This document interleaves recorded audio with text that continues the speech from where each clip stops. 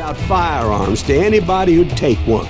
You see, the dogs got it in their heads to rob two banks at the same time. Two banks on the same damn street. Story was Bob Dalton's girl was always riding about how he had no ambition. Oh, you're nobody next to Jesse James, she'd say. Finally, the bastard took his brothers to Coffeyville just to shut her up. Right. It's always the woman's fault. Well, the locals recognized the Daltons right off. Before they could get away, half the town took up arms to defend their property.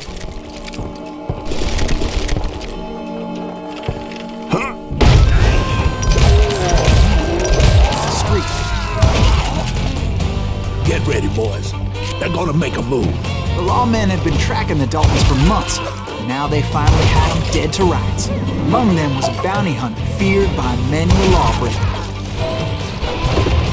This man had no intention of letting the Daltons slip away. The marshals tried to get the Daltons to surrender. They'll give up eventually. We just gotta wait to settle the bitches out. This bounty hunter knew that the brothers were far too proud to ever lay down their guns.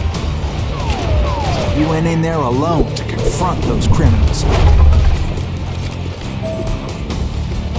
One of the marshals shouted, "Where are you going? Are you crazy?" Hey, where do you think you're going, dumbass? That rifle's mine. He saw a way to get around to the back of the bank. Then he figured out how to hit the Daltons from a direction they weren't expecting. A moment later, he was climbing up a steep ladder, laughing at danger as he did. It's brave men like him who risked their lives to tame this wild country.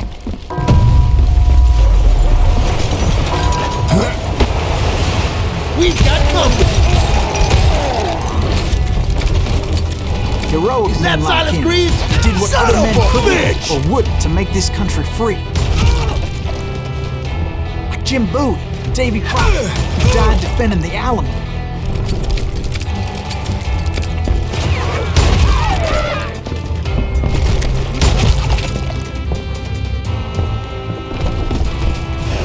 Over there!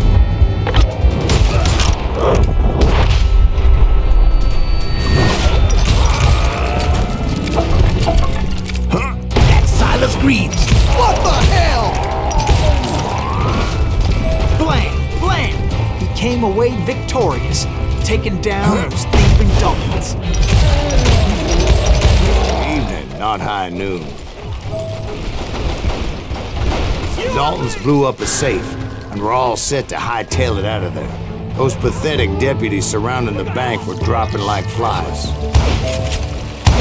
And finally, they did. Those stupid bastards decided to rob two banks at the same time in the same town where everybody knew them. But they still had friends in Coffeyville.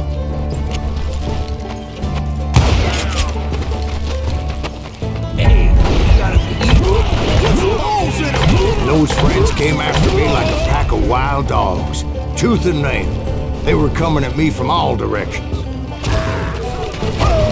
I caught sight of the Daltons running with the money and didn't want to lose them. The problem was, they knew the town better than I did. And to top it off, I found myself in the middle of another shootout entirely. Did the Daltons hole up in somebody's house? No, it was the Smiths, I believe. They shot at the Smiths, pissing off the Heimhoffers, whose daughter recently married a Smith. Well, bullets were flying every which way as all the old feuds in Kansas caught fire all at once. There was a hell of a lot of pissed off people in Coffeyville that day. But that's just the way life is sometimes. Shit happens. The Dalton boys knew I would never give up. Those Daltons weren't the sharpest knives in the drawer, but they always stood together. They set a trap to slow me down and allow at least two of them to escape. The third brother stayed behind to plant me, just in case that trap of theirs didn't work. It was Emmett, the youngest. And he decided to stand his ground and face me down. I ain't afraid of you, Silas Reeves. This is where it ends for you. He was determined to protect his brothers. I understood how he felt. Taking me on all by his lonesome wasn't exactly a recipe for the last of my brother's killers. Not even an army of demons could have stopped me now.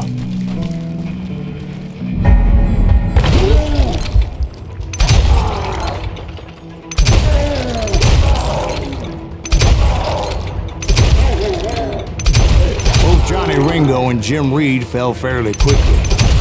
But the last one, Roscoe Bob Bryant, that son of a bitch had managed to escape my vengeance time and time again.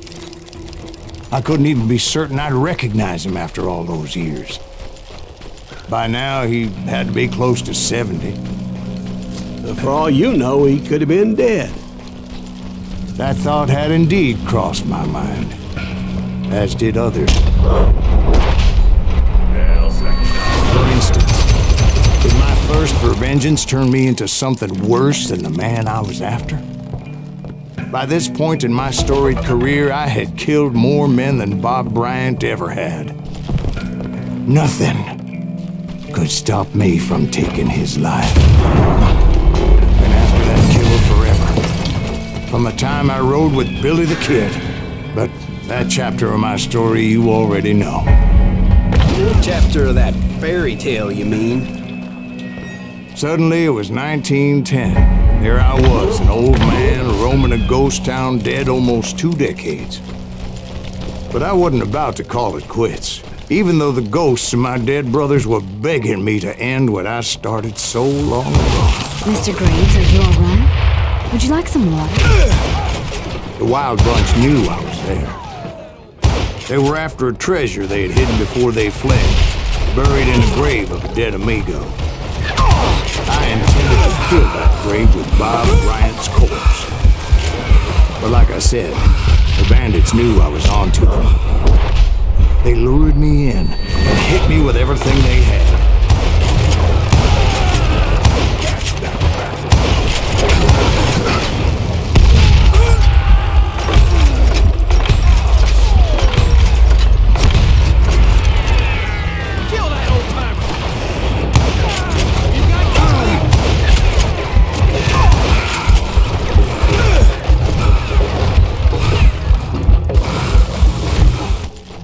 There was silence all around me.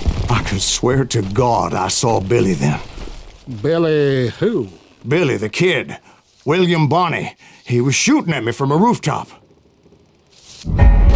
Here, and there, even over there. So I am right. You are touched in the head. Mr. Greaves, perhaps we should switch you to coffee?